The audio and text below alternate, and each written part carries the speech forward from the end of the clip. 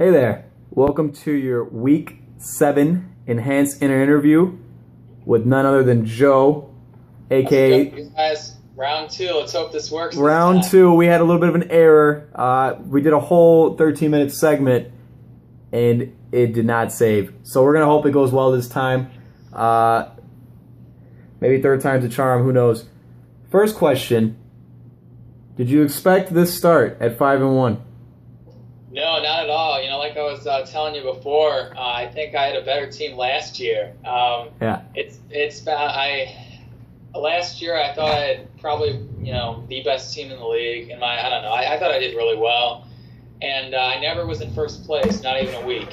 So I'm kind of surprised. I'm kind of weak at certain positions. There's been a couple of guys who I thought would do better, and they just haven't. But I've been lucky that Andrew Luck has kind of led the way. I've gotten some luck with the Eagles defense the last couple weeks. Man. Devin can attest to that. Devin. What a call we had there. What a call in the last interview. Eagles D is for real? They're for real, huh? Let's Sounds go. like it. Let's go Philly, NFC East. I mean, they got it. You go against Eli, you're going to get some points. That's true. Every time. But no, it's been fun. Like I said, I'm surprised, but I'm glad to be here. I don't think I'll be here for long.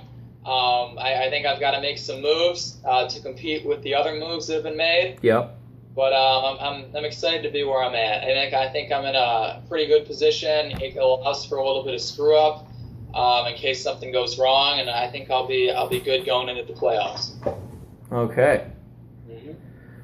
Man, I don't like that lighting there. So like you said, some guys haven't been performing. Somebody performed before the bye, Mr. Shady McCoy. That's right. What's your thoughts so far in this year? Do you expect more? You think this more of the same? What's going to happen here?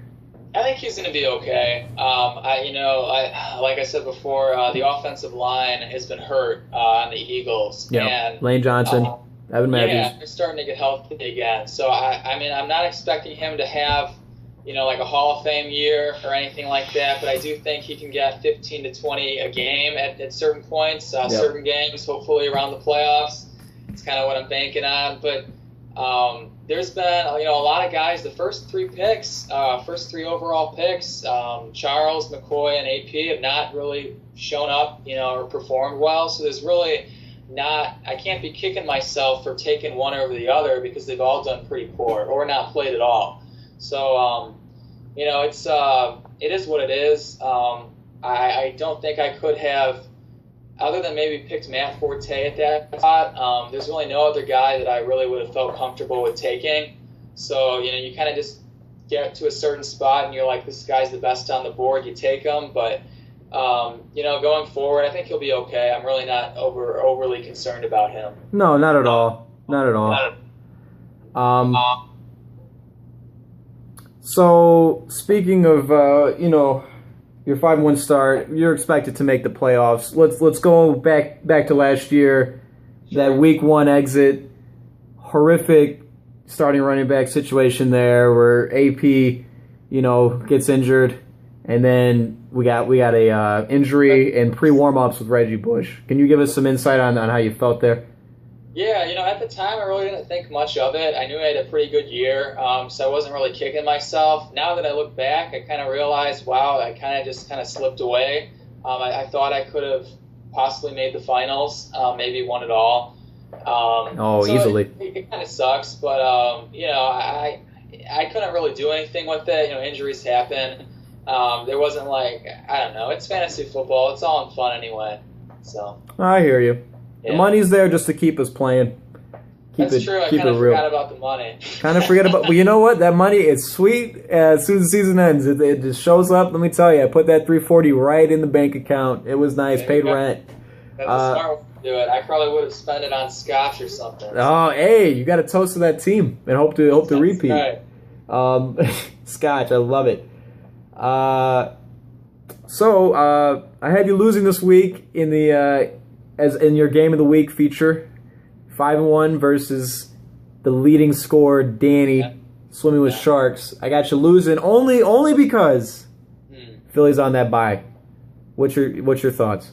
Yeah, no, I believe it. I was telling you before, Danny has a really good team. I think he's got the best team in the league. I do think that he will probably make the championship game. Again, a lot of things can happen. Injuries happen. Shit happens. But I think he's got a really stacked team, and he's only gotten better. That Des Bryant trade was a really good trade. I think he lucked out there getting, he just keeps getting better. So him, and then also Thomas. I know Thomas is very weak at the running back position, but he has really good wide receivers. I mean, he's stacked, and as long as they're all healthy, and obviously he's got Julius Thomas at tight end, he's in a good shape too. So I think he can make some noise in the playoffs.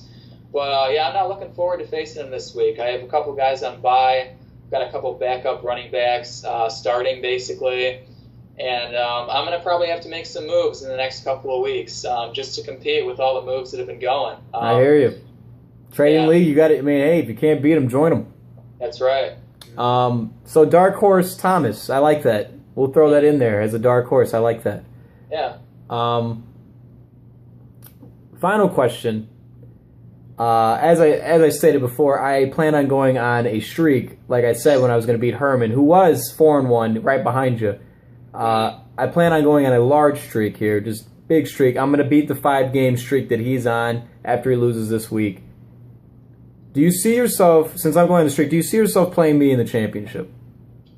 It's hard to tell. I know there's a lot of people who are they're at 3-3, 2-4. Everybody's kind of fighting for a spot.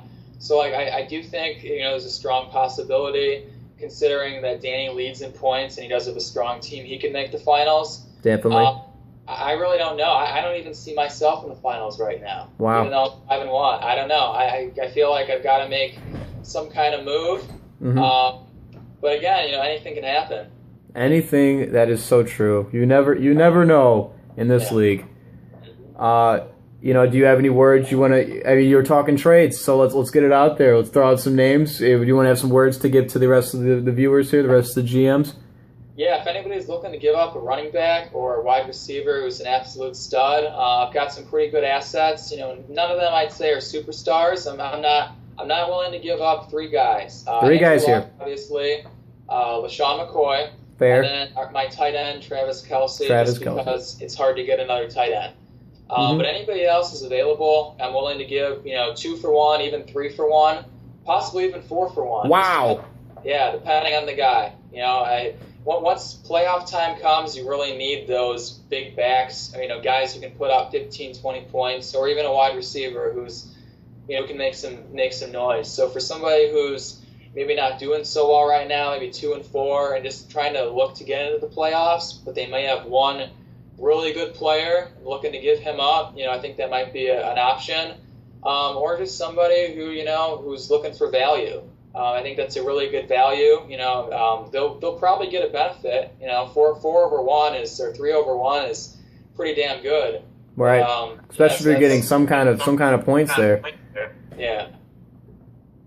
Well, there you have it. Joe's looking for trades.